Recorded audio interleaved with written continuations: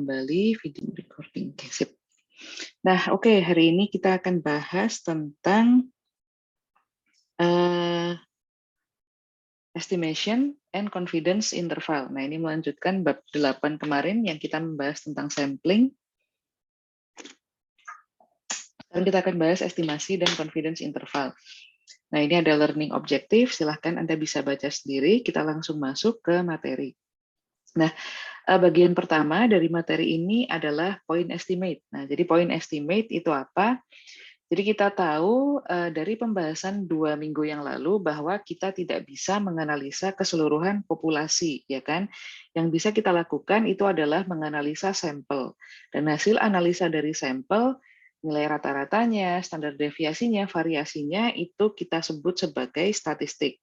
Sedangkan kalau hasil analisa dari populasi, nilai rata-rata, standar deviasi, dan variasi, itu kita sebut sebagai parameter. Nah, tapi kadang-kadang kita nggak tahu parameter itu nilainya berapa. Nah, oleh karena itu kita menganalisa statistik sebagai estimasi terbaik dari parameter. Oke. Nah, lalu point estimate itu apa? Nah, jadi point estimate itu adalah nilai dari statistik tadi atau nilai dari analisa sampel tadi yang kita gunakan sebagai estimasi untuk nilai dari populasi atau parameter. Jadi point estimate adalah single value of statistic used to estimate a population value. Ya. Point estimate the statistic computed from sample information that estimate population parameter. Jadi population parameter itu hanya bisa diestimasi saja atau diperkirakan saja berdasarkan hasil analisa dari sampel. Oke, nah ini ada contohnya di sini. Contohnya adalah suppose the Bureau of Tourism from Barbados wants an estimate of the mean amount spent by tourists visiting that country. Nah, jadi Biro Tourism atau Pariwisata di Barbados, mereka itu ingin mengestimasi berapa rata-rata spending atau uang yang di-spend gitu ya oleh turis yang berkunjung ke negara tersebut. Nah, karena mereka nggak tahu sebetulnya populasi turis yang berkunjung ke sana itu berapa, nah maka di sini yang bisa mereka lakukan adalah mereka mengambil sampel. Jadi mereka ngambil sampel yang terdiri dari 500 orang turis. Nah, dari 500 orang turis ini mereka diwawancara dan mereka ditanya gitu ya. Anda kalau misalnya datang ke Barbados itu secara rata-rata spending Anda itu berapa? Jadi ditanya spending Anda selama di Barbados berapa? Terus dari 500 orang nanti di rata-rata. Nah, nanti nilai rata-rata dari 500 orang ini itu yang menjadi estimasi terbaik dari parameter yang tidak kita ketahui. Nah, jadi dia adalah estimate of the unknown population parameter. Okay? So this nilai rata-rata of 500 orang, that's the point estimate. Okay? Biasanya point estimate itu memang dia menggunakan nilai rata-rata ya. Nah, jadi kita menggunakan X bar sebagai estimasi terbaik dari mu, karena kita nggak mengetahui mu. Oke. Nah, berikutnya kita masuk ke confidence interval.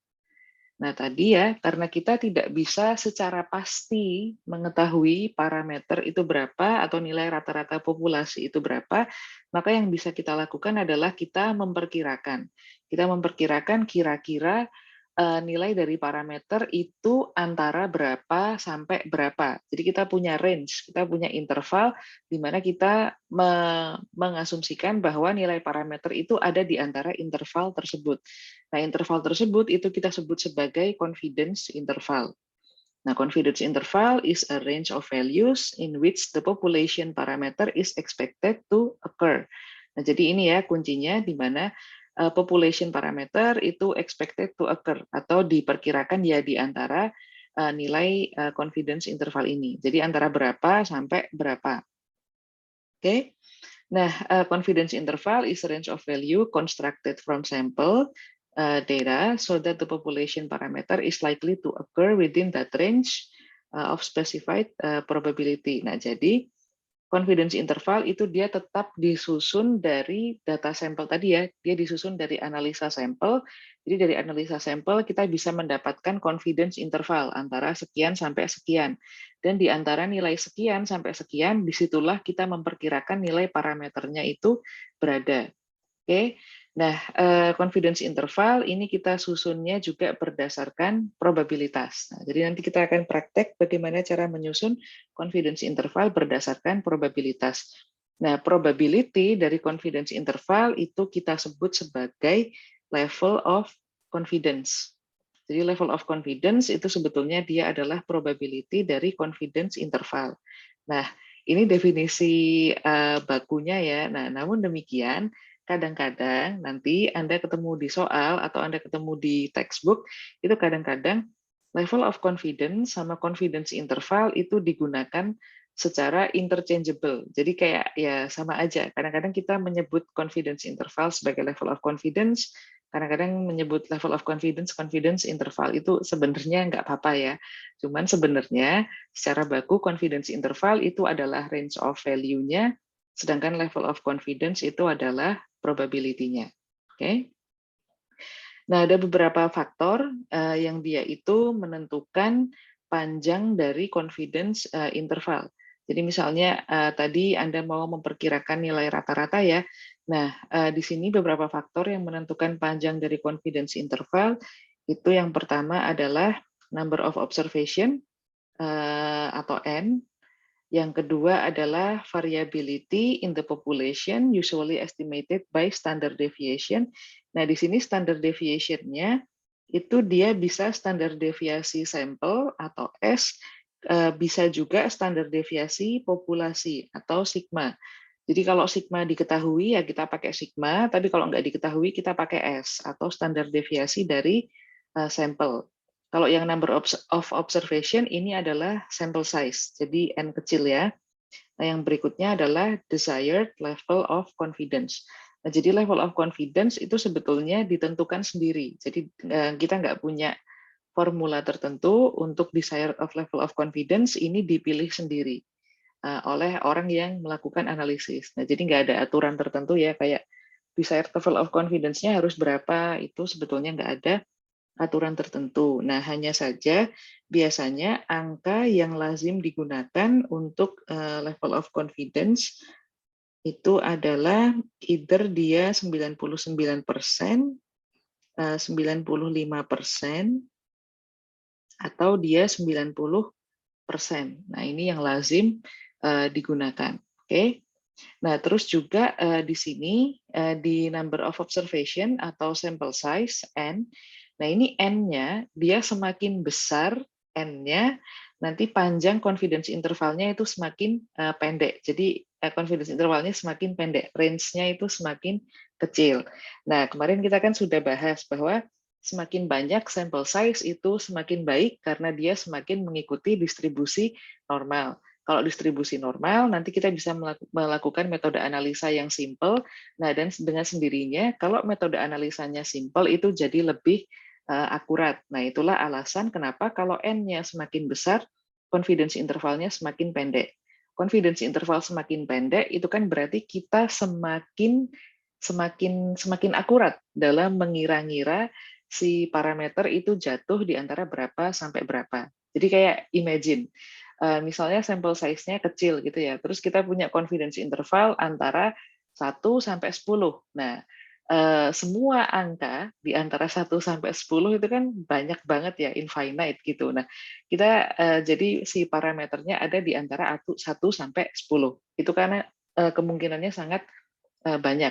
Tapi imagine nanti sampelnya kita tambah gitu ya, sekarang sampelnya banyak, terus confidence intervalnya sekarang misalnya 4 sampai 7. Nah, kan ini kan meskipun banyak angka di antara 4 sampai 7, tapi dia tetap lebih kecil optionnya, kayak lebih kecil jumlah angkanya di antara 4 sampai 7 dibandingkan 1 sampai 10.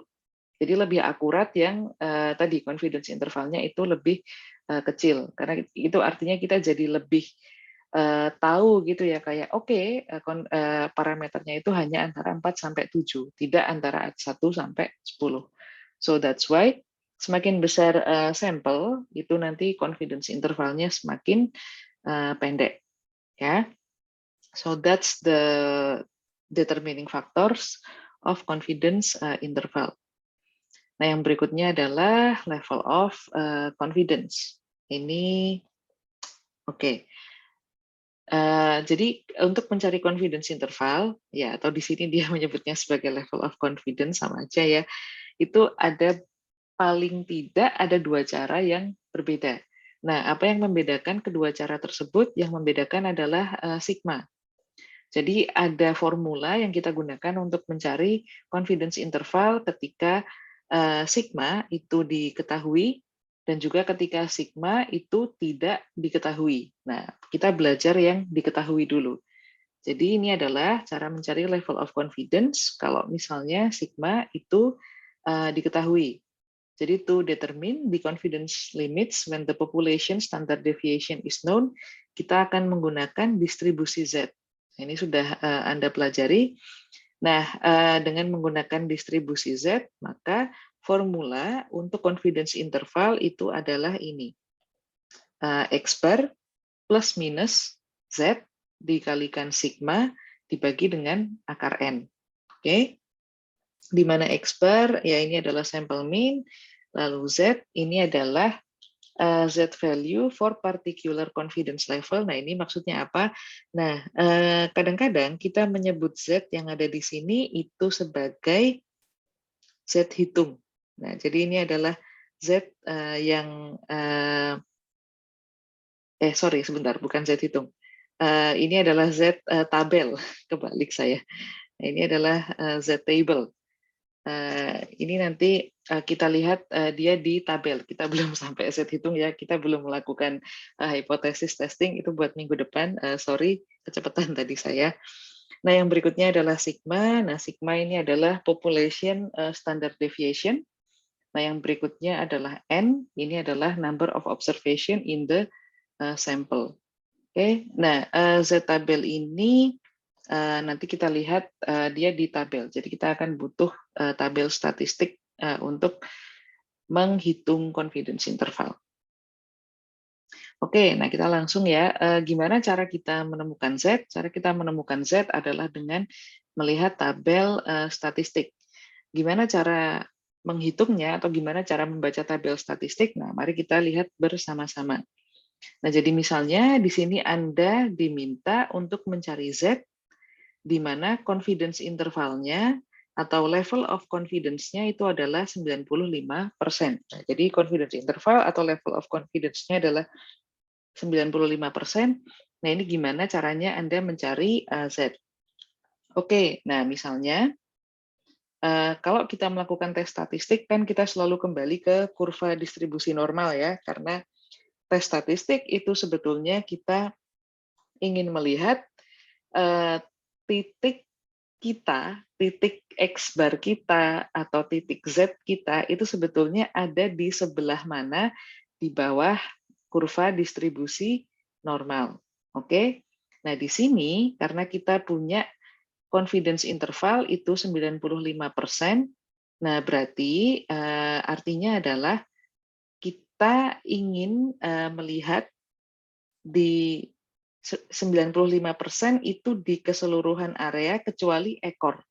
Oke. Nah, di sini kita lihat bahwa ekornya kan ada dua nih. Nah, maka 95%-nya sorry, sebentar, sebelum saya ke sana mending saya dari sini dulu. Nah, 95% ini kan level of confidence.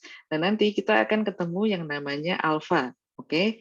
Nah, alpha ini sama dengan 1 dikurangi level of confidence. Bentar ya, level of confidence. Nah, di sini alfanya sama dengan 1 dikurangi 95%, which is 5%, ya kan? So, we have 0,05 di sini. 0,05. Nah, oke. Nah, alfa itu apa? Nah, alfa itu adalah bagian yang berada di ekor. Oke. Nah, jadi yang ada di ekor ini adalah alfa. Nah, di sini, di contohnya ini, kita ingin melihat kedua ekor. Jadi, kita ingin melihat alfa di kedua ekor.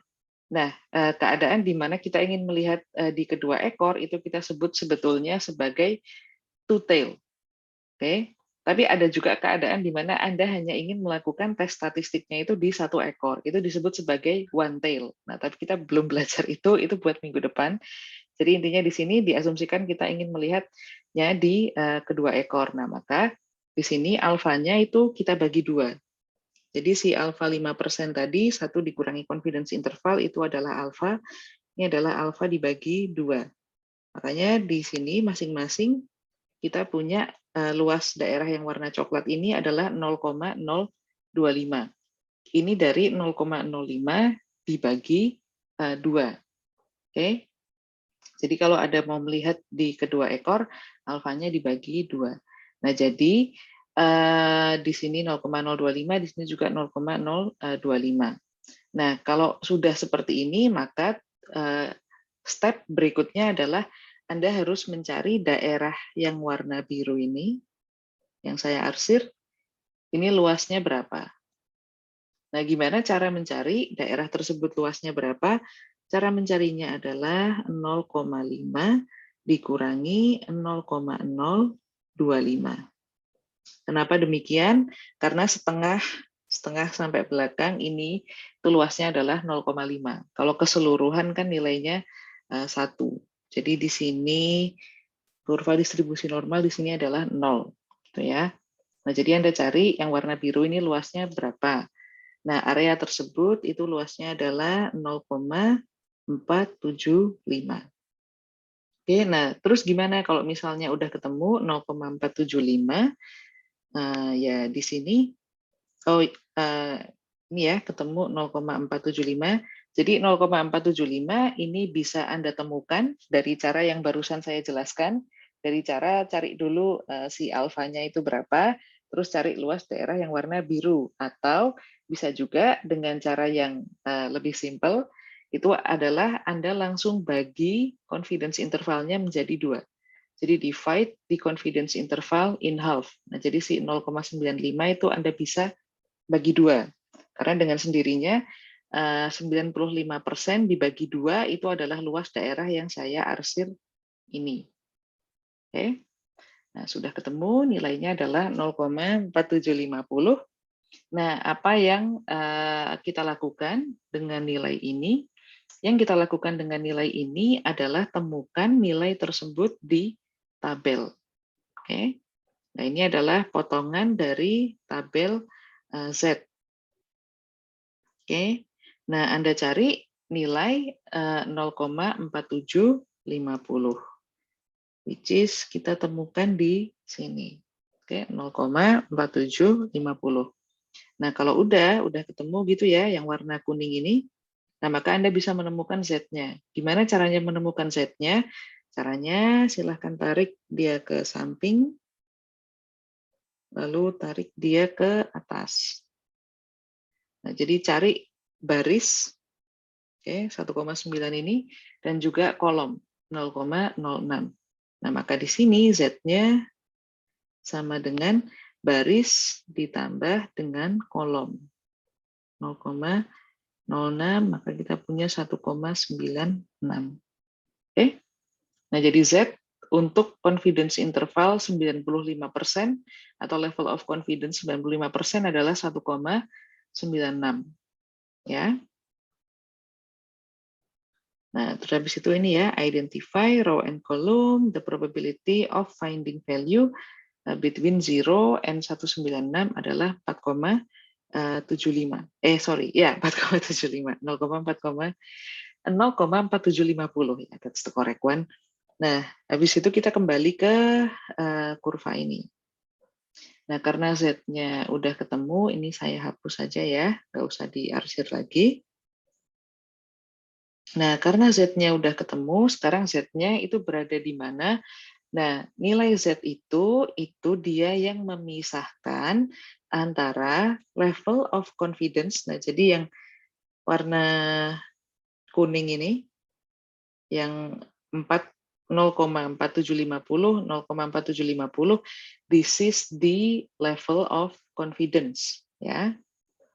Nah, sedangkan yang coklat ini adalah alpha, karena 1 dikurangi level of confidence. Nah, Z itu dia berada di sini, dia itu sebetulnya yang memisahkan antara level of confidence sama alpha. Oke, nah kita menyebutnya nilai yang memisahkan antara daerah level of confidence dengan daerah alpha itu sebagai critical value. Nah, jadi ini yang kita sebut sebagai critical value. Oke, ini juga critical value. Nah, notice satu hal lagi di sini, karena kita melihat ke kedua ekor, jadi ekor yang kanan sama ekor yang kiri, dan di tengah ini nilainya adalah 0, maka kalau di ekor yang sebelah kanan ini Z-nya positif. Tapi kalau di ekor yang sebelah kiri ini Z-nya negatif. Oke? Jadi seperti itu ya, critical value kalau ada di kedua ekor, kalau di sebelah kanan dia positif, di sebelah kiri dia negatif. Ya. Jadi ini adalah critical value 1,96 dan minus 1,96. Nah, karena nilai ini dan juga nilai ini, jadi si 0,4750 sama 0,025 itu sebetulnya kan adalah probability ya. Nah, jadi probability kita menemukan nilai dari 0 sampai 0,96 itu probability-nya adalah 0,4750. Sedangkan probability menemukan nilai lebih dari 1,96, probability-nya adalah 0,025. Oke, jadi luas area di kurva distribusi normal itu adalah probabilitas. Sebenarnya kurva apapun itu adalah probability ya, baik itu kurva, nanti kan kita akan ketemu kurva F, kurva chi square dan segala macam, itu semuanya adalah probability. Oke. Nah, jadi seperti itu caranya kita menemukan Z, atau kita sebut sebagai Z tabel, atau kita sebut sebagai critical value. Nah, ini boleh juga kita sebut sebagai critical value. Oke. Oke, nah jadi itu cara kita menemukan Z di tabel. Nah, sebelum saya lanjut, mungkin ada pertanyaan terkait mencari nilai Z.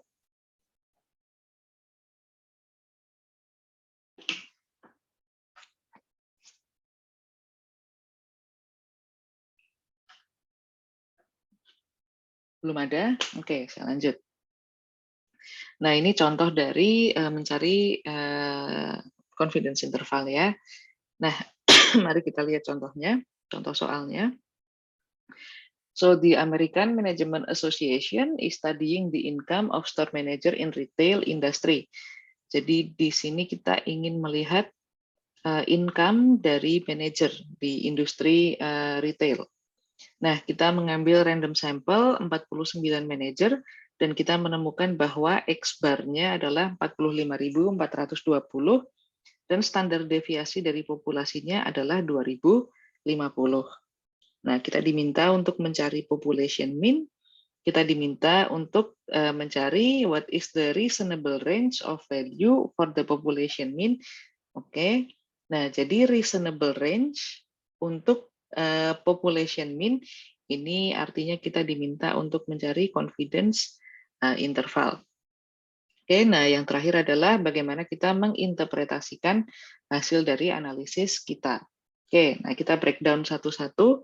Jadi kita di sini punya N49, kita punya sigma 2050, kita punya X bar 45.420.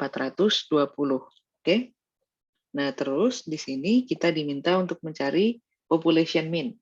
Nah, dari soal kan kita nggak mengetahui ya population mean-nya itu berapa, kita nggak tahu mu-nya itu berapa. Kita cuma tahu X bar. Maka di sini kita bisa katakan bahwa kita tidak mengetahui population mean, maka our best option adalah kita menggunakan sample mean sebagai best estimate. Nah, jadi best estimate untuk population mean adalah 45.420. Oke. Nah, setelah itu tadi kita diminta untuk mencari confidence interval, ya kan? Kita diminta untuk mencari confidence interval, dan untuk mencari confidence interval ini si American Management Association itu mereka menginginkan 95% level of confidence. Nah, jadi gimana caranya kita mencari confidence interval? Nah, kita bisa menggunakan formula yang ada di sini. Oke, X bar plus minus Z dikali sigma dibagi dengan akar N. Nah, mari kita kerjakan bersama-sama.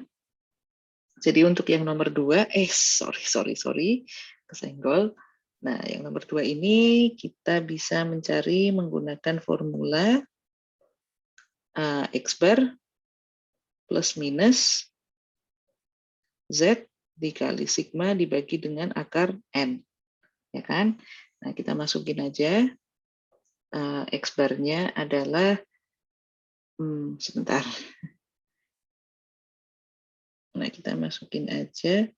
X bar-nya adalah 45.420 plus minus. Nah, kita diminta untuk mencari Z, ya kan?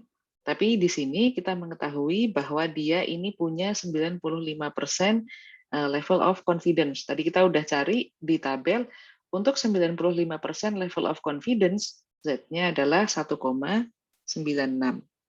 Maka tulis 1,96 dikalikan sigmanya tadi adalah 2050 ya, kalau nggak salah. Sebentar, saya cek dulu.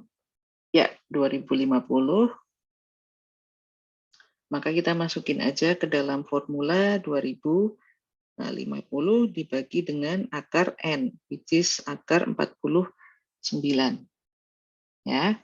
Nah, nanti di sini kita ketemu hasilnya ada di sini. Oke, ini saya coret ya, biar Anda nggak bingung. Jadi Z-nya sama dengan 1,96.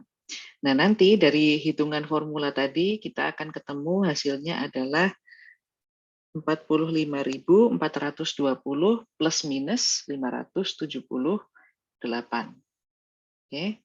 Nah, jadi bagian ini nih, 1,96 dikali 2050 dibagi dengan akar 49 itu sama dengan 574.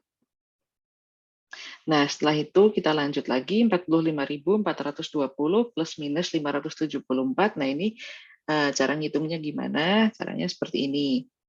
Jadi, kita akan punya dua angka di sini. Yang pertama adalah 45.420 dikurangi 574.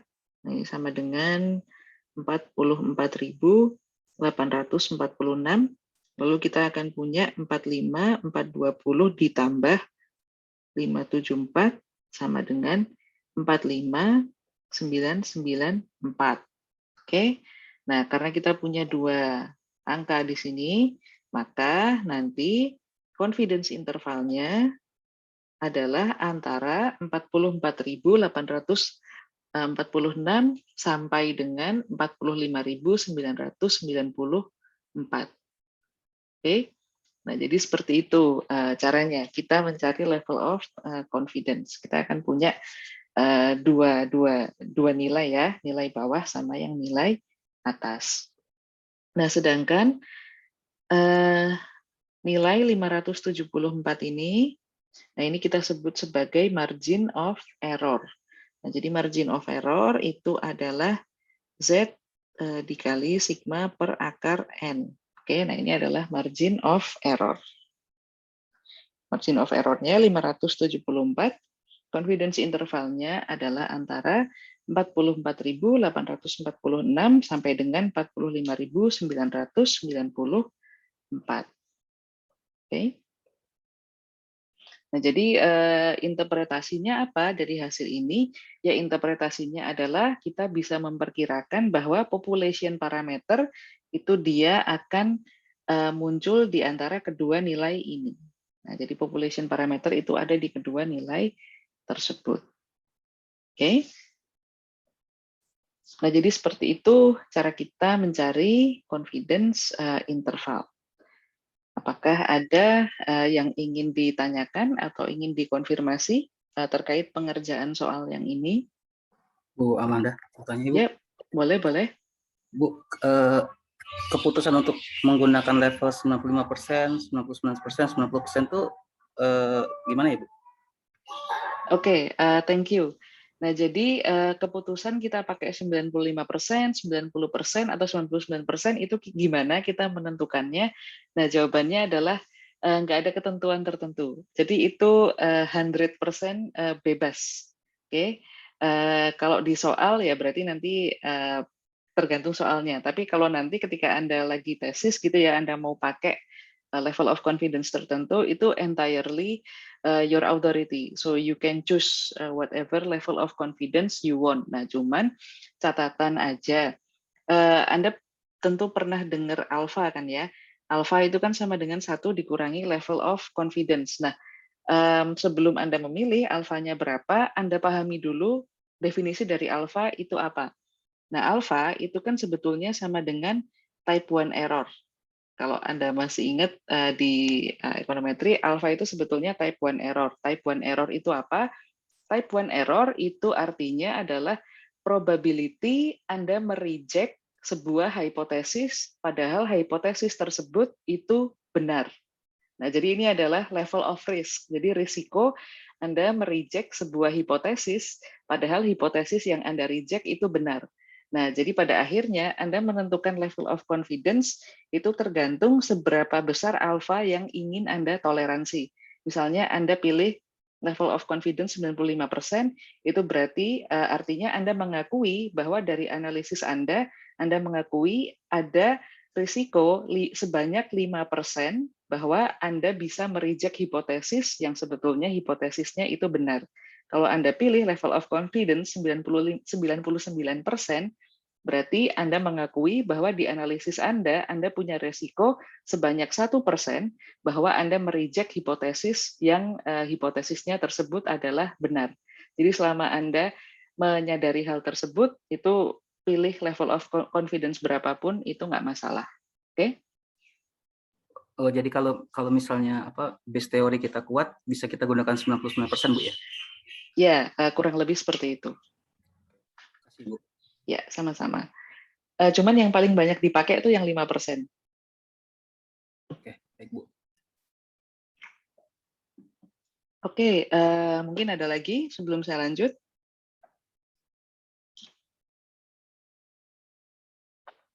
Belum ada? Oke, saya lanjut.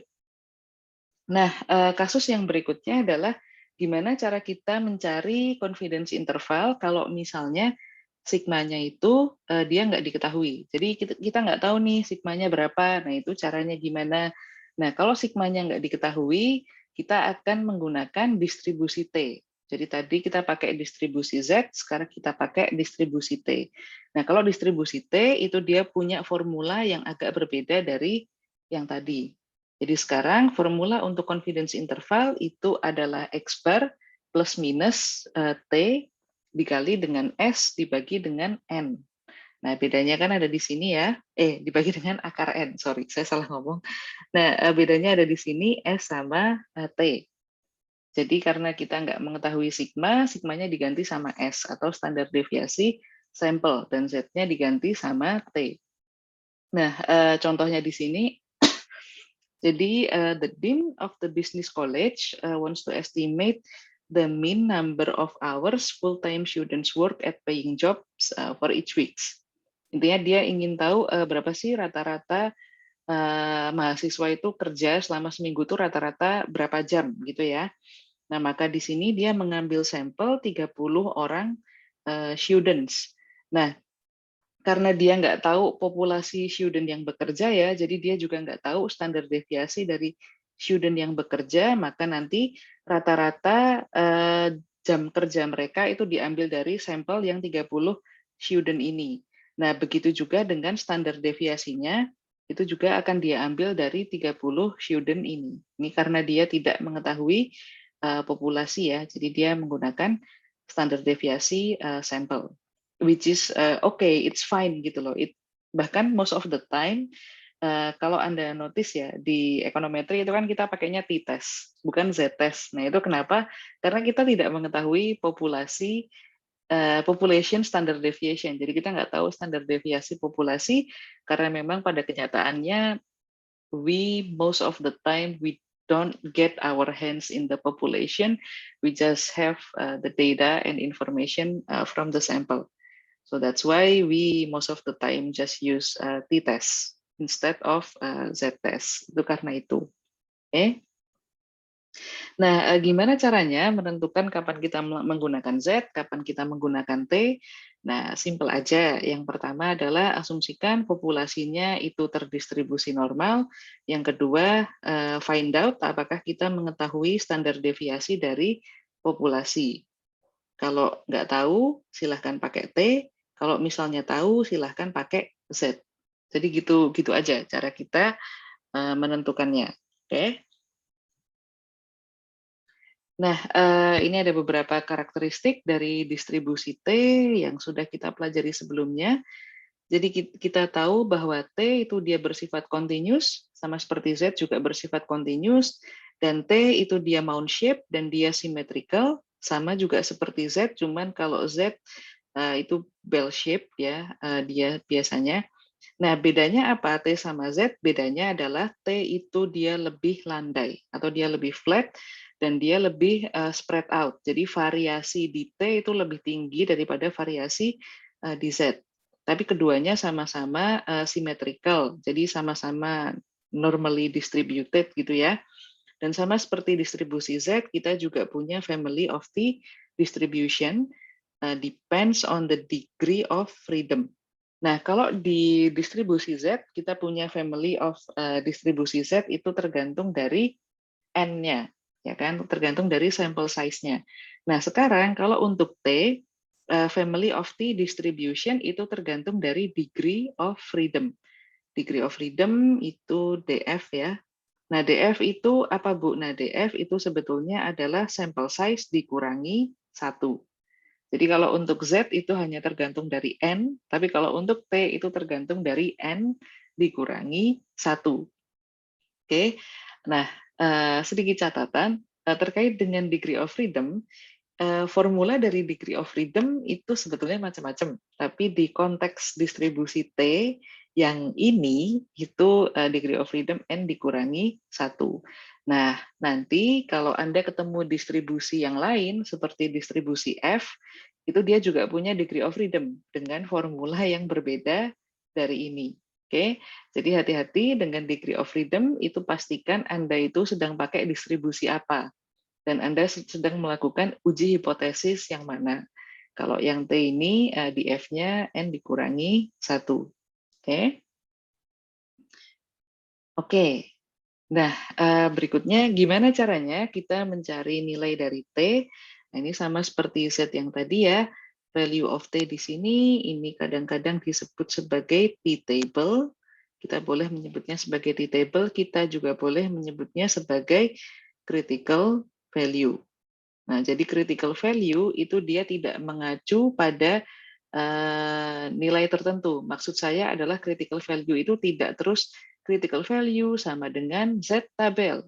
Bukan. Nah, critical value tadi seperti yang saya jelaskan di sini, dia adalah titik yang memisahkan antara daerah level of confidence, ini daerah level of confidence, dan juga daerah alpha. Nah, yang memisahkan itu adalah critical value. Critical value bisa T, bisa Z, bisa F, tergantung distribusi apa yang Anda gunakan.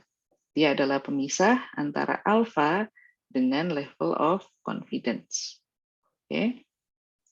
Nah, dalam hal ini critical value kita adalah T-tabel. Oke, nah gimana cara kita mencari T-tabel? Nah, tadi pertama silahkan asumsikan populasinya terdistribusi dengan normal. Yang kedua kita buka tabel T. Tabel T kalau di textbook itu ada di appendix B5. Nah, caranya adalah kita lihat di tabel T. Nah, di tabel T ini kan dia punya berbagai macam komponen ya di sini. Nah, untuk chapter yang ini, bagian yang harus kita perhatikan itu adalah bagian ini, confidence interval, dan juga bagian DF atau degree of freedom. Nah, bagian yang bawahnya ini, yang level of significance ini belum kita gunakan sekarang. Jadi ini buat besok ya. 2 pertemuan berikutnya kita akan pakai ini. Tapi untuk sekarang kita pakai confidence interval sama degree of freedom. Jadi lihat di soal, itu confidence intervalnya berapa. Misalnya di soal dia bilang, oke, confidence intervalnya adalah 95%. Maka Anda ya tandai yang bagian 95%. Nah, itu artinya nanti nilai T-nya itu akan berada di kolom yang ini. Oke, jadi nilainya berada di antara ini. Nah, yang berikutnya adalah perhatikan degree of freedom. Jadi degree of freedom itu kan N dikurangi 1 ya. Nah, di sini Anda cari degree of freedom-nya berapa. Misalnya ya kita punya N sama dengan 10. Maka degree of freedom-nya adalah 10 dikurangi 1. Oke, bentar. Degree of freedom itu sama dengan 10 dikurangi 1. Nah, 10 dikurangi 1 berarti kita punya 9. Nah, berarti tandai di mana degree of freedom sama dengan 9. Nah, terus tarik garis aja yang mempertemukan antara kolom sama tabel. Nah, maka inilah nilai T-tabel kita. Oke, dengan confidence interval 95% dan degree of freedom sama dengan 9. Nilai T kita adalah 2,262. Oke. Nah, notice kalau di Z-tabel tadi, itu kan selama kita tahu confidence intervalnya berapa, kayak confidence interval 95%, ya Z-nya akan selalu 1,96, ya kan? Misalnya kita mengetahui confidence intervalnya 90%, nanti Z-nya akan selalu 1,64. Nah, jadi kalau Z, itu sebetulnya Anda bisa hafalkan. Anda bisa hafalkan Z untuk confidence interval 99% berapa, 95% berapa, 90% berapa, karena akan sama terus. Nah, kalau T nggak bisa kayak gitu. Kenapa? Karena tergantung degree of freedom, ya kan? Jadi mau confidence intervalnya 95%, kalau degree of freedom-nya beda-beda, ya nanti nilai T-nya juga beda-beda. Ya, jadi itu lebih tricky. Oke, kalau T-tabel, you really have to open the table. Oke, nah jadi seperti itu cara kita untuk mencari T-tabel.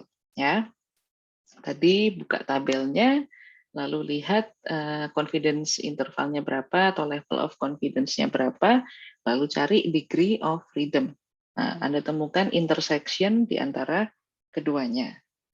Di sini dia T-nya sama dengan 2,262. 2,262. Oke. Nah, itu cara kita mencari T. Nah, selanjutnya mari kita langsung masuk ke soal. Mari kita coba praktekkan apa yang sudah kita pelajari. Nah, di sini a tire manufacturer wish to investigate the tread life of its tire. Nah, jadi dia mau melihat ya kualitas dari bannya ya. Jadi ada perusahaan ban, pabrik ban, manufacturer ya. Si pabrik ban ini dia ingin lihat kualitas tread yang ada di bannya. Nah, maka di sini dia ngambil sampel 10 ban, lalu si 10 ban ini dipakai untuk berkendara sejauh 50.000 miles. Nah, setelah digunakan untuk berkendara sejauh 50.000 miles, ditemukan bahwa sampel mean of thread-nya itu, jadi thread itu mungkin bahan dari bannya ya, jadi dia ingin lihat setelah dipakai untuk berkendara, itu bahan dari bannya ini ketebalannya masih berapa. Nah, ternyata dari 10 ban tadi, kalau di rata-rata, thread-nya itu sekarang 0,32 inch. Oke, dengan standar deviasi 0,09 inch. Nah, di sini kita diminta untuk construct 95% confidence interval for the population mean. Oke, nah berarti kita disuruh untuk menyusun confidence interval dengan level of confidence 95%. Nah, ada pertanyaan berikutnya yang di sini menarik. Would it be reasonable for manufacturer to conclude that after 50,000 miles, the population mean amount thread is 0.30 inch? Nah, Oke, nah di sini ditanyakan di soal apakah reasonable bagi kita untuk mengasumsikan bahwa setelah dipakai berkendara 50.000 miles nanti population mean-nya itu adalah 0,30 inch. Oke. Nah, gimana cara kita menjawab pertanyaan yang kedua ini? Jadi ini pertanyaan yang pertama, ini pertanyaan yang kedua. Nah, cara kita menjawab pertanyaan yang kedua, ini kita jawab dulu pertanyaan yang pertama. Jadi kita susun dulu confidence intervalnya berapa sampai berapa, baru berikutnya kita lihat apakah 0,30 ini dia berada di antara confidence interval atau enggak. Kalau dia berada di antara confidence interval, berarti reasonable. Kita asumsikan population mean-nya adalah 0,3. Tapi kalau misalnya 0,3 ini di luar confidence interval, maka tidak reasonable. Kita asumsikan population mean-nya adalah 0,3. Oke? Nah, mari kita jawab pertanyaannya satu persatu. Jadi tadi kita ini ya, kita punya N sama dengan 10, berarti degree of freedom sama dengan N dikurangi 1, which is 9. Oke. Kita punya sampel mean, X bar di sini, kita punya S, standar deviasi, 0,09. Nah, mari kita jawab. Ini pertama-tama T-nya dulu ya. Jadi T-nya adalah 2,262. Kan tadi kita udah carikan di tabel. Nah, terus kita masukin formulanya. Formulanya adalah X bar plus minus T dikali S dibagi dengan akar N. Ya kan? Nah, ini kita masukkan 0,32. Aduh, kayaknya cukup sebentar ya. Nah, ini kita masukkan di sini aja 0,32 plus minus 2,262 dikalikan S 0,09 dibagi dengan akar 10. Oke. Nah, nanti hasilnya adalah yang ini. Di hasilnya adalah 0,32 plus minus 0,064. Oke. Nah, maka di sini kita akan dapat dua angka, 0,32 dikurangi 0,064 sama dengan 0,256, lalu 0,32 plus 0,064, which is sama dengan 0,384. Oke. Nah, maka di sini terjawablah kita punya confidence interval antara 0,256 sampai 0,34. Nah, this is the first question ya. Dia udah kejawab dengan margin of error. Margin of error-nya 0,064. Nah, sekarang kita lihat untuk pertanyaan yang kedua ya, apakah 0,3 ini dia masuk ke dalam confidence interval. Nah, jadi dia masuk kan ke dalam confidence interval karena confidence intervalnya antara 0,256 sampai dengan 0,384. Oke. Maka di sini kita bisa katakan bahwa the manufacturer can be reasonably sure that the mean remaining thread is between sekian sampai sekian tadi ya 0,256 sampai 0,384, maka 0,3 itu kan berada di dalam interval tersebut. Maka possible that the bin population is 0,3. Jadi reasonable ya untuk mengasumsikan bahwa population parameternya adalah 0,3. Oke. Nah, jadi seperti itu cara kita mengerjakannya. Nah, kalau Anda ada pertanyaan atau ada yang ingin dikonfirmasi, silakan.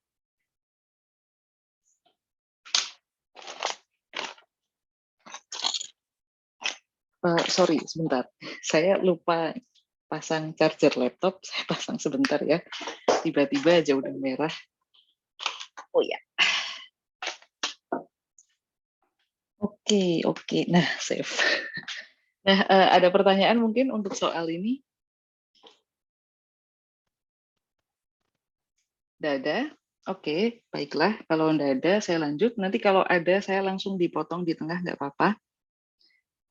Nah, itu adalah confidence interval untuk kasus di mana kita tidak mengetahui sigma. Jadi tadi kita sudah punya kasus di mana kita mengetahui sigma, sekarang kasus kita tidak mengetahui sigma.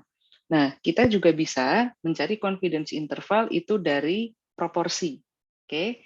Jadi ada saatnya di mana kita ingin melakukan analisis itu pada proporsi. Nah, proporsi ini bisa aja proporsi sampel gitu ya. Jadi misalnya Anda punya sampel banyak gitu ya, terus Anda merasa bahwa oke, saya hanya ingin melihat pada proporsi tertentu. Misalnya Anda punya sampel yang terdiri dari orang-orang yang berusia produktif dan berusia tidak produktif. Lalu Anda hanya ingin melakukan analisis di proporsi yang mereka berusia produktif. Nah, itu artinya Anda melakukan analisa di proporsi. Nah, confidence interval itu juga bisa kita cari untuk proporsi. Sebentar ya, terlalu terang ini, saya kecilin dikit. Oke, sip. Nah, ini bisa digunakan untuk proporsi.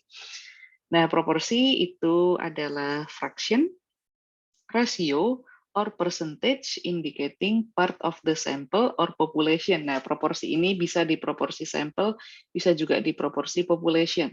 Karena kalau Anda punya populasi itu finite, then you will know the population, then you will know the proportion. But most of the time, you don't know the population. Oke. Nah, yang menjadi karakteristik dari proporsi ini nanti individu yang ada di dalam proporsi ini mereka punya trait of interest yang sama atau karakteristik yang sama. Jadi tadi waktu saya contohkan ada proporsi yang berusia produktif, proporsi yang usianya sudah tidak produktif. Nah, ini karakteristik yang sama kan adalah usia produktif. Nah, this is the trait karakteristik. Oke. Oke, nah berikutnya adalah a sample proportion, itu dia dilambangkan sebagai P, is found by X. X adalah number of success divided by N. N adalah number of observation. Nah, Anda notice di sini adalah number of success, itu berarti kita ngomongin konsep probability di sini. Nah, tapi di sini ya statistik will call this as number of success. Tapi sebetulnya secara intuisi, apa sih yang dimaksud dengan number of success atau probability of success?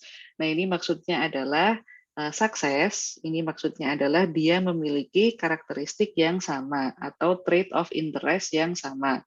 Jadi tadi kalau saya punya sampel yang terdiri dari usia produktif dan usia non-produktif, saya hanya ingin melihat yang usia produktif, nah maka number of success ini adalah jumlah orang yang berusia produktif. Jadi sukses sama dengan berusia produktif, atau sukses sama dengan karakteristik yang ingin saya analisis. Oke, so that's what we mean by success in here. Oke, nah, jadi seperti itu. Nah, sampel proportion P itu sama dengan X dibagi N. Nah, contohnya di sini, Southern Tech Career Service report that 80% of the graduates enter job market in a position related to their field of study. Nah, di sini lulusan dari Southern Tech, jadi Southern Tech itu adalah sebuah sekolah gitu ya, kan ada banyak sekali lulusan dari Southern Tech. Nah, setelah dilihat, ternyata proporsi dari semua lulusan itu ada 80% yang dia ini begitu lulus itu dapat posisi sesuai dengan field of study-nya. So, position related to field of study, this is the success, this is the interested karakteristik yang ingin kita analisis. Dan 80% ini adalah proporsinya. Jadi 80% dari semua lulusan itu dia langsung mendapatkan pekerjaan sesuai dengan bidang yang mereka pelajari gitu ya. So that's the proportion. Nah, contoh yang kedua, a recent study of married men between age 35 and 50 found that 93% felt that both partners should earn a living. So this is the karakteristik ya, this is the success tadi, dan ini adalah proporsinya. Oke, nah ini kita mengetahui populasinya juga ya, kebetulan ya ini semua kita ketahui populasinya sih. Jadi yang atas ini populasinya adalah lulusan Southern Tech, yang bawah populasinya adalah married men between 35 and 50. Oke, so that's proportion gitu ya. Nah, berikutnya gimana caranya kita menyusun confidence interval untuk proportion. Nah, di sini population proportion is identified by pi.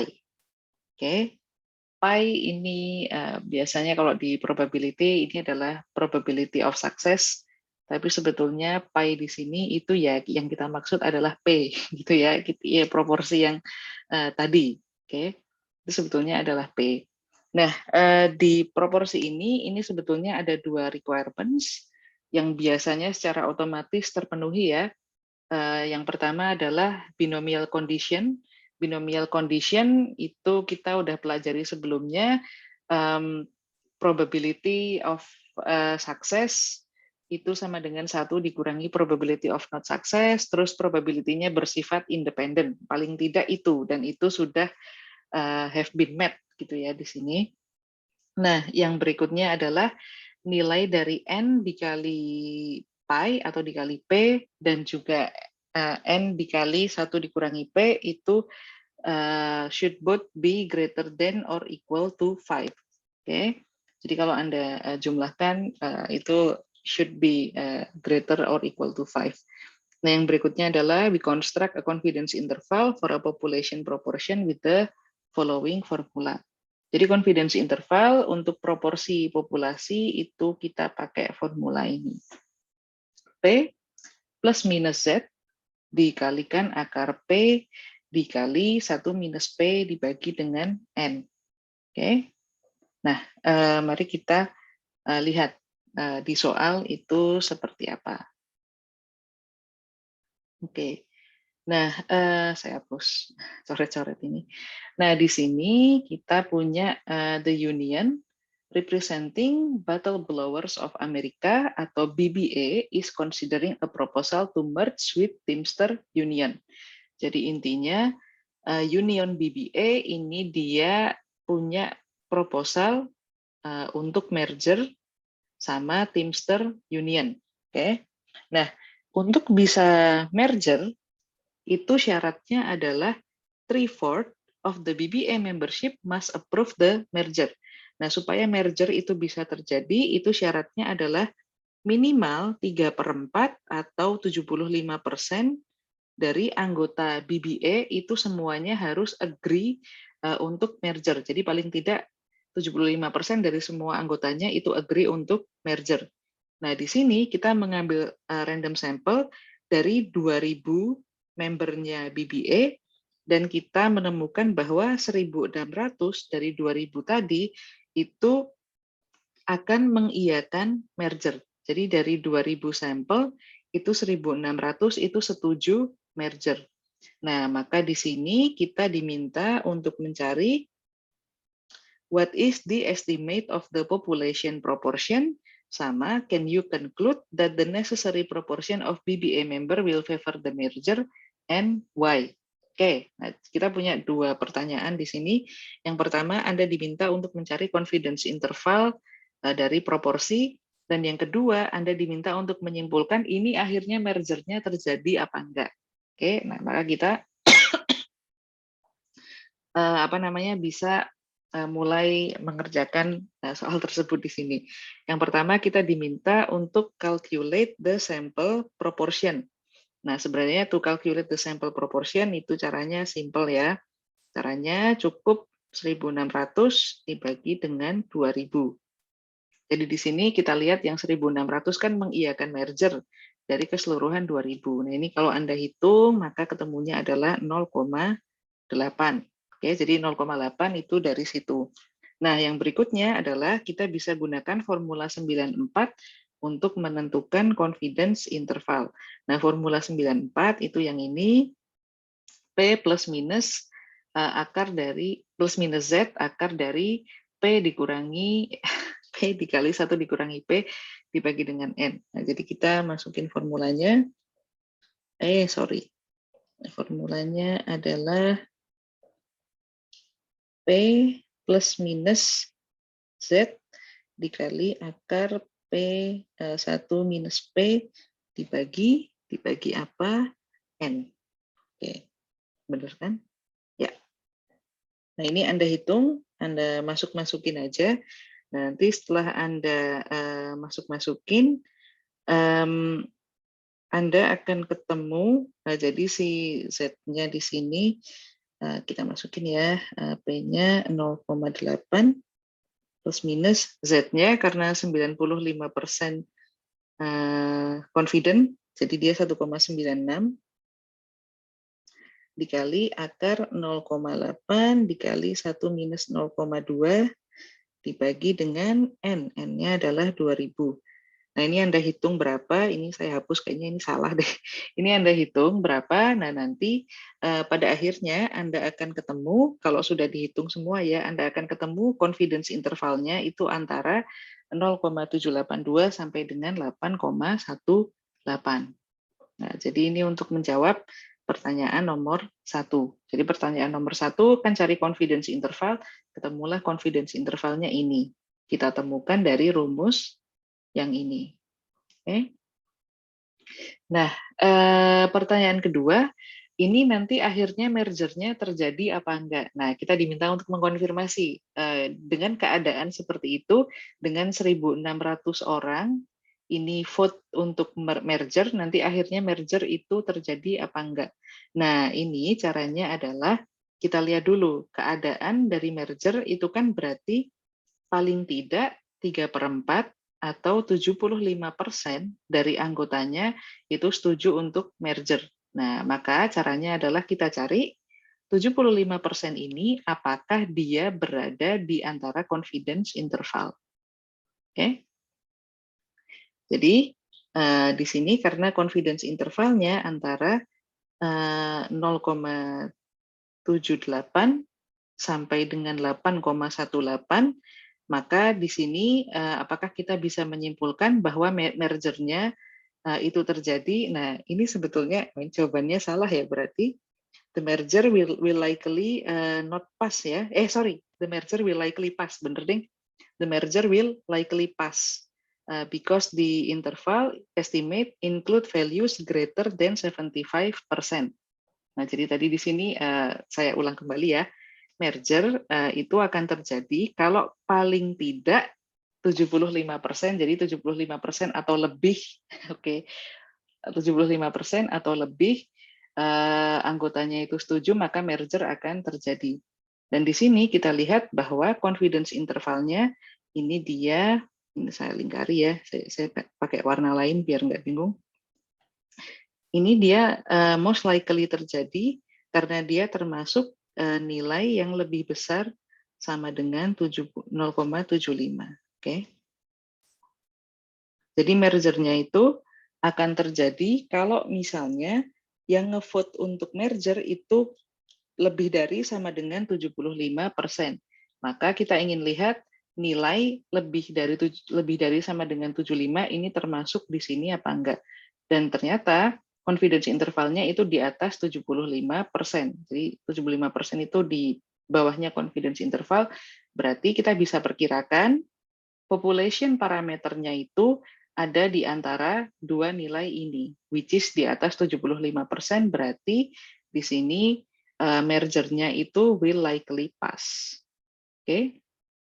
Nah, jadi seperti itu caranya. Ini agak berbeda ya sama yang tadi. Kalau yang tadi kita melihat apakah nilai perkiraannya itu berada di antara confidence interval. Nah, kalau sekarang kita ingin melihat apakah confidence intervalnya itu dia di atas 75%. Jadi lebih besar sama dengan 75%. Karena betul seperti itu demikian, maka vote-nya atau merger-nya itu will likely pass. Oke. Nah, mungkin ada pertanyaan untuk soal yang ini, silakan. Bu, izin Bu. Ya, silakan. Berarti kalau yang soal yang ini 75% itu minimumnya, Bu ya? Betul. Baik. Oke, terima kasih. Ada lagi?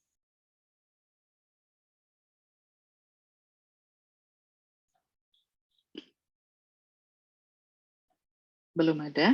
Oke, saya lanjut. Oke, nah kita sudah berpusing-pusing tentang bagaimana cara kita menentukan confidence interval. Nah, berikutnya kita akan bahas bagaimana cara kita menentukan. Ya, silakan ada lagi mungkin. Saya mau nanya, ketika yang terjadi rentang yang range tadi misalkan 0,745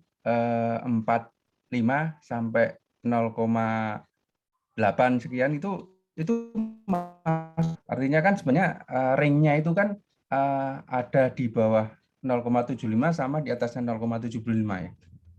Oke, good question. Nah, jadi saya tuliskan ya. Jadi tadi Anda mengatakan gimana kalau range-nya itu adalah 0,745 misalnya sampai 0,818 misalnya. Nah, berarti kan ada di bagian sini itu sebetulnya nilai yang di bawah 0,75, ya kan? Bisakah dengan range seperti ini kita simpulkan bahwa mergernya itu akan likely pass? Nah, jawabannya nggak bisa. Nggak bisa karena apa? Karena untuk likely pass itu dia minimal harus 75%. Sementara di sini kita punya kemungkinan bahwa nilainya itu bisa aja di bawah 75%.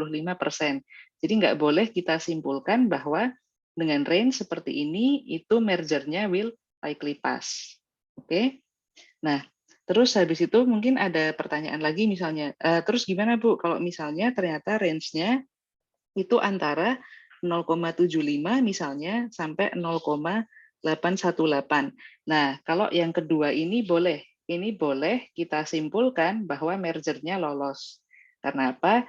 Keadaan untuk merger lolos itu paling tidak 75%. Jadi yang ini mergernya lolos, yang ini mergernya lolos, tapi kalau yang ini itu nggak lolos. Oke? Oke. Oke ya. Nah, kita lanjut. Nah, tadi kita udah menentukan confidence interval, sekarang kita menentukan sample size. Nah, sebenarnya ya banyak ya cara untuk menentukan sample size tergantung dari topik penelitian Anda. Cuman di sini kita punya salah satu formula yang bisa kita gunakan untuk menentukan sample size. Ya catatan aja bahwa menentukan sample size tadi tergantung dari topik penelitiannya, jadi banyak formula lain. Nah, cuman di sini karena kita ngomongin confidence interval ya, itu bisa aja di sebuah penelitian kita itu menginginkan level of confidence tertentu, which is okay, which is fine, because level of confidence itu kan ditentukan oleh si peneliti. Nah, salah satu cara supaya kita bisa menggunakan level of confidence tertentu di penelitian kita itu dalam menentukan sample size, yaitu kita harus sesuai gitu ya dengan kaidah-kaidah statistik. Nah, salah satu caranya adalah yang akan kita diskusikan di sini. So, there are 3 factors that determine the sample size when we wish to estimate the mean.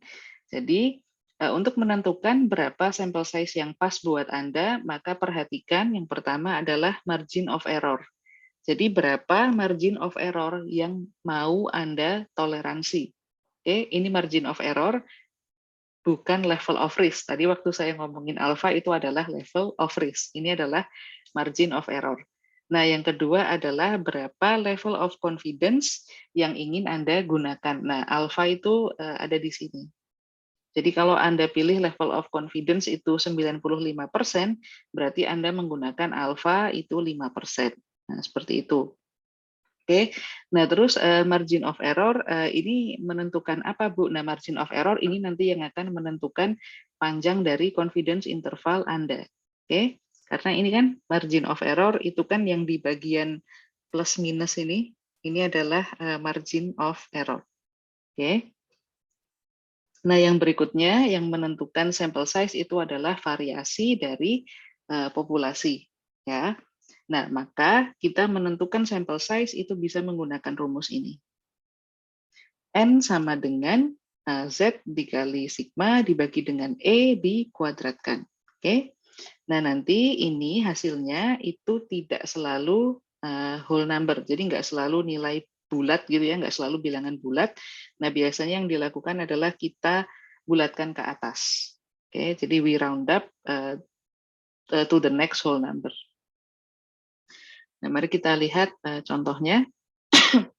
Nah, contohnya di sini, a student in public administration wants to estimate the mean monthly earnings of city council members in large cities. Nah, jadi dia ada seorang mahasiswa, dia ingin mengestimasi berapa nilai rata-rata penghasilan bulanan dari city council di kota-kota besar.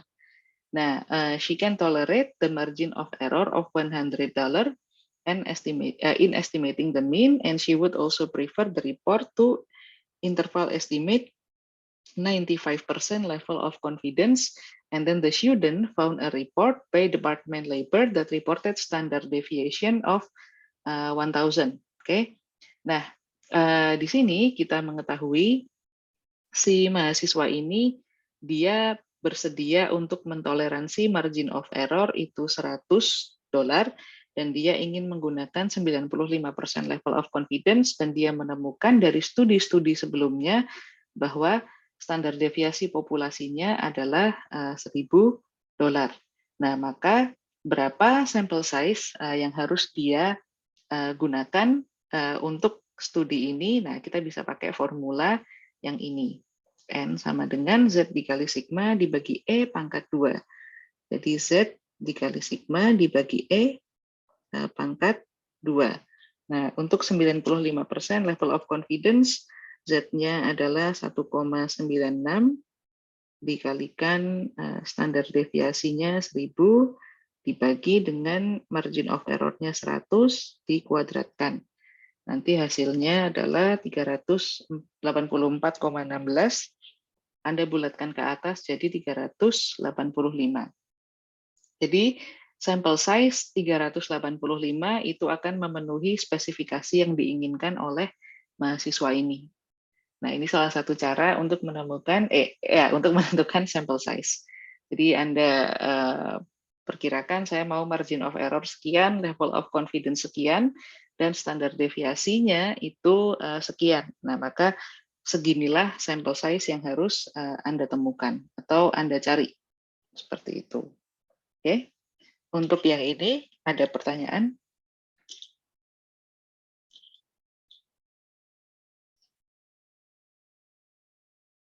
Belum ada? Oke, saya akan lanjut. Nah, itu tadi sampel size untuk populasi. Nah, berikutnya kita juga bisa menemukan sampel size for proportion.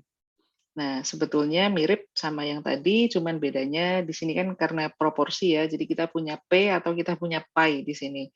Nah, ada 3 faktor yang menentukan sampel size ketika kita ingin mengestimasi proportion. Yang pertama adalah margin of error, sama seperti tadi. Yang kedua adalah desired level of confidence, sama seperti tadi. Nah, yang berikutnya adalah pi atau P, to calculate the variation of the population. Oke, jadi proporsinya tuh berapa-berapa gitu ya. Nah, the formula to determine the sample size for proportion itu N sama dengan pi dikalikan 1 minus pi dikalikan Z dibagi dengan E dikuadratkan. Oke. Nah, di sini kita punya contohnya. Nah, masih seperti tadi, the student in the previous example also wants to estimate the proportion, jadi proportion of the cities that have private refuse collectors. Nah, the student wants to estimate the population proportion, dia ingin mengestimasi proporsi populasi dengan margin of error 0,1 dan dia memilih level of confidence 90%. Nah, yang harus digarisbawahi di sini adalah she has no estimate for the population proportion. Jadi dia nggak punya estimasi tertentu population proportionnya itu berapa. Nah, maka di sini karena dia nggak punya estimasi tertentu population proportionnya berapa, kita boleh mengasumsikan bahwa pi itu sama dengan 1 minus pi, which is 0,5, ya kan? 1 dikurangi 0,5. Nah, jadi kalau di soal itu dikatakan bahwa si penelitinya ini, atau ya di soal ini dikatakan tidak ada estimasi tertentu untuk proporsi populasinya, Anda boleh pakai 0,5. Oke, jadi pi-nya sama dengan 0,5, sama dengan 1 minus pi itu juga 0,5. Nah, kita bisa langsung masukin formula ini, pi dikali 1 minus pi dikali z dibagi dengan E. Ini saya hapus ya, kayaknya kok nggak benar. Jadi kita punya, saya pakai warna hitam, kita punya n sama dengan pi dikali 1 minus pi dikali z dibagi E kuadrat. Z dibagi E kuadrat, nah kita punya 0,5 dikali 0,5 dikali Z untuk 90% itu adalah 1,64 dibagi margin of error 0,1 dikuadratkan. Nah, kita ketemu hasilnya adalah 67,65. Oke, jadi karena kita hasilnya adalah 67,65, kita bisa bulatkan ke atas menjadi 68 kota. Oke. Nah, jadi seperti itu cara kita untuk menentukan sample size proportion. Oke, di sini yang perlu digarisbawahi cuman ini aja, karena has no estimate for the population proportion, jadi Anda boleh asumsikan pi sama dengan 1 minus pi, which is 0,5. Jadi di sini probability of success sama probability of not success itu sama, karena dia nggak punya estimate tertentu. Kalau dia punya estimate tertentu, ya diikutin aja. Misalnya dia punya estimate proporsinya 80%, ya berarti pi-nya sama dengan 0,8. 1 minus pi sama dengan 0,2. Seperti itu. Oke? Oke, untuk ini oke ya? Atau ada pertanyaan?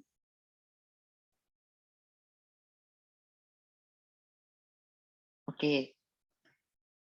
Nah, ini bagian yang terakhir sebetulnya. Nah, di sini kita menambahkan asumsi baru, yaitu adalah asumsi finite population. Nah, jadi kalau Anda mengetahui populasinya, jadi kalau populasi yang mau Anda teliti itu nggak terlalu besar, misalnya populasi Anda adalah jumlah mahasiswa MEP yang masih aktif. Nah, itu kan Anda akan tahu berapa jumlah mahasiswa MEP yang masih aktif dengan cara Anda tanya ke akademik, akademik sekarang berapa sih mahasiswa yang masih aktif? Nah, itu berarti artinya Anda memiliki finite population. Finite population itu dia punya upper bound that is finite. So you know the n besar. The n besar is the upper bound. Tapi bayangkan kalau misalnya populasi Anda itu adalah jumlah misalnya jumlah warga negara Indonesia yang dia menggunakan MacBook misalnya. You don't exactly know that. Dan Anda nggak mungkin mensurvei di seluruh Indonesia, berapa orang yang pakai MacBook. You cannot do that. Maka itu Anda boleh asumsikan populasinya infinite. Tapi kalau Anda tahu populasinya itu berapa, upper bound-nya berapa, jadi populasinya itu finite. Nah, kalau finite population, di sini kita punya correction factor. Nah, jadi for a finite population, the standard error is adjusted by finite population correction factor. Nah, jadi Anda punya correction factor di sini, akar dari n dikurangi n kecil dibagi dengan n besar dikurangi n kecil. Di mana n besar ini adalah population size-nya, n kecil adalah sample size-nya. Nah, dengan menggunakan correction factor ini, maka nanti estimasi Anda itu jadi lebih precise. Oke? Jadi, kalau Anda masukkan correction factor, maka nanti yang terjadi adalah standar error-nya itu akan menjadi lebih kecil, resulting in a smaller range of value in estimating population mean. Jadi yang terjadi adalah nanti confidence interval Anda itu lebih pendek. Jadi lebih pendek ya. maka lebih precise karena sekarang perkiraan nilai dari population mean-nya itu lebih kecil kan. Jadi kayak Anda lebih akurat aja gitu memperkirakannya. Oke. Nah, gimana caranya? Kita menggunakan correction factor. Nah, caranya seperti ini. Nah, di sini ada contohnya. Nah, there are 250 family residing in Scandia, Pennsylvania. Nah, jadi di sini kita tahu ada 250 rumah tangga yang tinggal di Scandia. Nah, karena kita tahu jumlah rumah tangganya berapa, nah ini adalah N besarnya ya. Ini adalah population size-nya. Nah, dari population size tersebut, kita mengambil random sampel 40 rumah tangga. Dan dari 40 rumah tangga itu, kita mengetahui bahwa secara rata-rata annual church contribution mereka itu adalah $450 dengan standar deviasi $75. Oke. Nah, jadi ini adalah si 40 ini adalah N kecil. 40 ini adalah N kecil. Lalu 450 di sini adalah X bar, $75 ini adalah standar deviasi sampel. Nah, di sini kita diberikan beberapa pertanyaan. Yang pertama, berapa population mean, berapa best estimate untuk population mean. Yang kedua, develop 95% confidence interval for the population mean. Yang terakhir adalah dengan confidence interval tersebut, apakah population mean-nya itu bisa kita asumsikan 445, apakah kita bisa asumsikan 425, dan mengapa? Oke. Nah, mari kita jawab satu-satu. Yang pertama, kita tidak mengetahui population mean. Oke, kita tidak mengetahui population mean, maka best estimate-nya adalah 450. Best estimate-nya adalah X bar. Nah, berikutnya kita diminta untuk mencari confidence interval. Nah, sebetulnya correction factor itu kita pakai di sini. Ketika kita menghitung confidence interval. Oke. Nah, di sini untuk confidence level 95% itu nanti T-nya adalah 1,685. Jadi kalau Anda nanti buka tabel, itu Anda akan ketemu T-nya adalah 1,685. Nah, kita kan tahu bahwa formulanya untuk mencari apa sih di sini? Oh, confidence interval itu kan dia adalah X bar plus minus plus minus T dikalikan S dibagi dengan akar N, ya kan? Nah, correction factor itu tempatnya di mana? Tempatnya di sini. Jadi ini Anda kalikan lagi dengan N besar dikurangi N dibagi dengan N1, dikurangi N dibagi dengan N besar dikurangi 1. Nah, ini Anda kalikan. Nah, maka nanti di sini Anda akan punya hasilnya adalah berapa tadi? 450 plus minus, T-nya adalah 1,685, dikalikan S-nya adalah 75, dibagi dengan akar 40, dikalikan correction factor. Ya, nggak cukup ya. Anda hitung sendiri dengan formula itu, nanti Anda akan ketemu hasilnya adalah 450 plus minus 18,35. Oke. Nah, setelah ketemu hasilnya adalah 450 plus minus 18,35. Ini saya kasih tanda ya, correction faktornya di situ. Nah, maka Anda bisa masukkan dia sebagai confidence interval. Confidence intervalnya antara 431,65 sampai dengan 486,35. Nah, kita jawab pertanyaan yang ketiga. Di pertanyaan yang ketiga, kita kan ditanya, boleh nggak sih kita asumsikan population parameternya 445? Nah, jawabannya adalah yang ini boleh. Yang ini boleh. Kenapa? Karena dia berada di antara confidence interval. Ya kan? Nah, pertanyaan berikutnya, boleh nggak sih kita asumsikan population parameternya itu 425 Nah, kalau yang ini jawabannya nggak boleh. Kenapa nggak boleh? Karena 425 ini tidak termasuk ke dalam confidence interval. Jadi cuman yang ada di confidence interval aja yang boleh kita asumsikan dia adalah population parameter. Oke? Nah, jadi seperti itu. Ada pertanyaan untuk soal yang ini?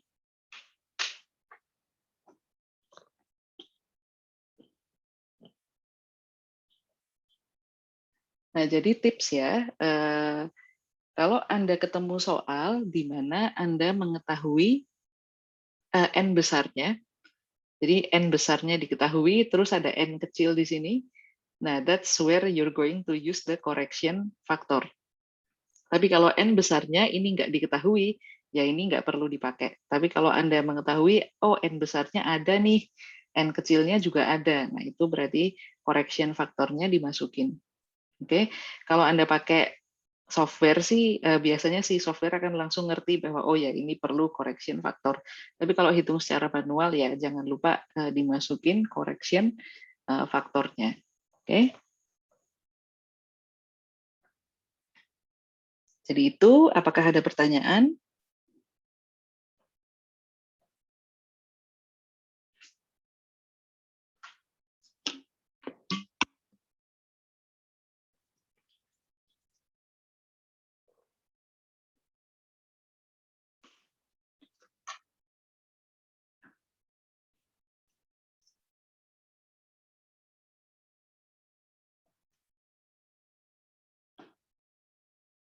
Oke, yakin nih nggak ada pertanyaan. Oke, kalau belum ada nggak apa-apa sih. Nanti kalau misalnya setelah kelas Anda masih ada pertanyaan yang ingin ditanyakan, silahkan kirim email ke saya. I'm okay with that. Nah, jadi itu aja materi saya untuk hari Sabtu ini. Kita ketemu lagi minggu depan ya. Nanti videonya saya update di YouTube. Itu aja dari saya. Selamat pagi, selamat berakhir pekan. Sampai jumpa minggu depan. Bye-bye. Terima kasih, Bu. Baik, terima kasih Bu.